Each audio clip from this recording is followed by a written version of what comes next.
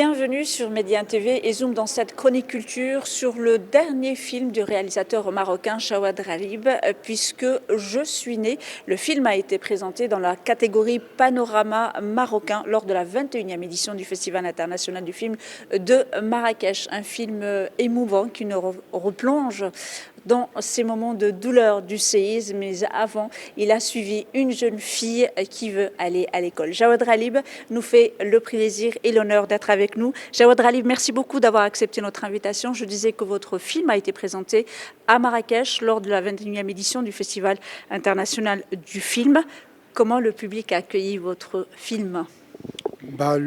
L'accueil, il était très émouvant, surtout que ce qui était très important pour moi, c'est d'ouvrir un petit peu le festival aux villageois, aux Marrakechis, etc.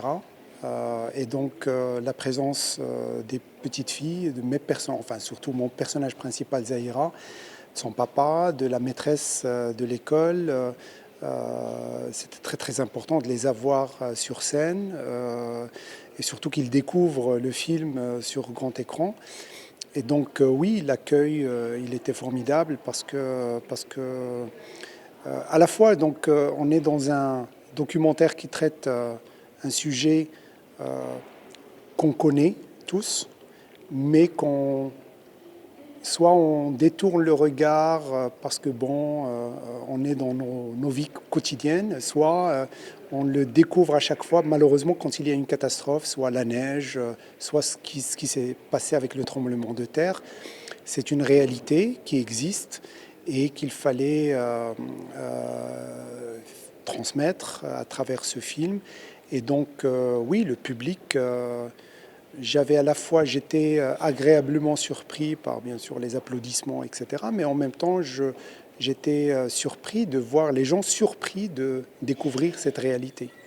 Non, c'est une réalité qui est là. C'est vrai que je vous dis, moi j'ai vu le film, donc on se pose des questions, on se dit mais on n'a pas le droit de se taire sur ce qui se passe, parce que c'est une petite fille qui a envie d'aller à l'école, de poursuivre, mais se pose ces questions de la sécurité, de l'internat, des tabous, de la tradition, et c'est émouvant de voir que le père est allé au-delà de ses traditions, au-delà de ils ont tout fait pour l'empêcher que sa fille aille à l'école, mais finalement, il a fait le pari, il a vendu ses biens pour que sa fille aille à l'école.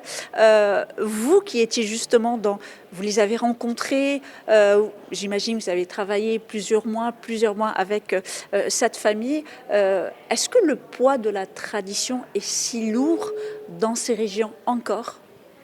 Il n'y a pas que le poids de la tradition. Il y a en fait, c'est-à-dire ce personnage, elle subit, elle vit les contraintes sociales et climatiques. Et la tradition, bien sûr, elle est là. Mais aujourd'hui, on ne peut plus parler de tradition et ce n'est plus le cas en fait. C'est ce qui est génial dans un sens. Parce que vous savez, il est beaucoup plus compliqué de lutter contre la tradition que de lutter contre les problèmes financiers. Et donc là se pose plus la question, c'est-à-dire des infrastructures, de l'école, de la route, du transport. C'est surtout la question de la route aussi. Et les parents sont, c'est-à-dire en dehors de l'ancienne génération qui est incarnée ici par le grand-père, qui lui, bien sûr, parle des filles qui doivent rester à la maison, aider les parents et après se marier. Et c'est comme ça que ça se passe. Et le témoignage des femmes est là pour justement, c'est-à-dire conforter cette petite fille dans son choix. C'est-à-dire, va jusqu'au bout. Nous, on ne l'a pas fait, on n'a pas réussi à le faire, toi, tu peux le faire. Et donc là, aujourd'hui, ce n'est plus une question de tradition, c'est plus une question économique. Et si je vous dis que ces petites filles parrainer une petite fille, parce qu'on sait qu'il y a des gens qui parrainent des arbres, qui parrainent des chèvres un peu partout dans le monde. Parrainer une fille ou un garçon, peu importe, mais surtout les filles, parce que c'est elles qu'on marie, ça coûte entre 2000 et 3000 dirhams par an. C'est pas énorme.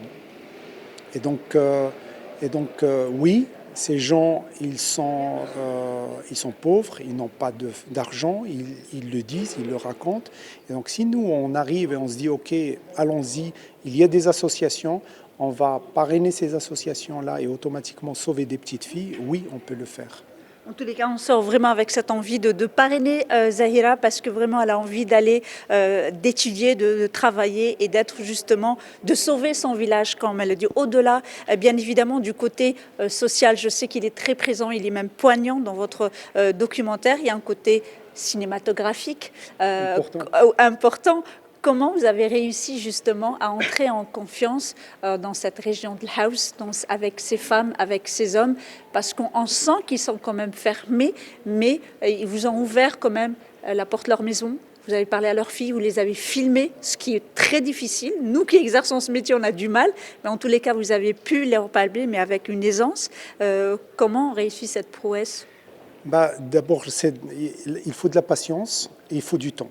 C'est-à-dire qu'il ne faut surtout pas, c'est ma façon de travailler, en tout cas en ce qui concerne le documentaire, c'est de prendre le temps de rencontrer les gens, de les écouter, de partager des moments avec eux, parce que nous, on a vécu sur place, donc on ne filmait pas et on partait à l'hôtel à Marrakech, donc on dormait sur place, et donc on faisait partie à un certain moment du paysage et des familles. Et donc c'est surtout prendre le temps d'échanger, de les comprendre, de les écouter avant de dire OK, on tourne et on allume la caméra.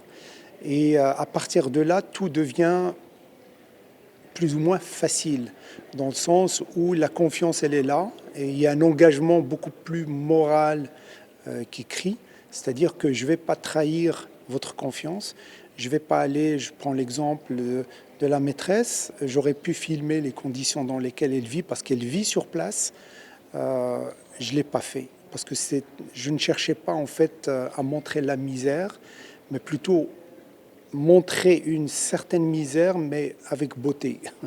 C'est un peu compliqué, mais c'est comme ça. Et donc, c'est prendre le temps quand on filme, ne pas donner l'impression de venir voler des images et partir.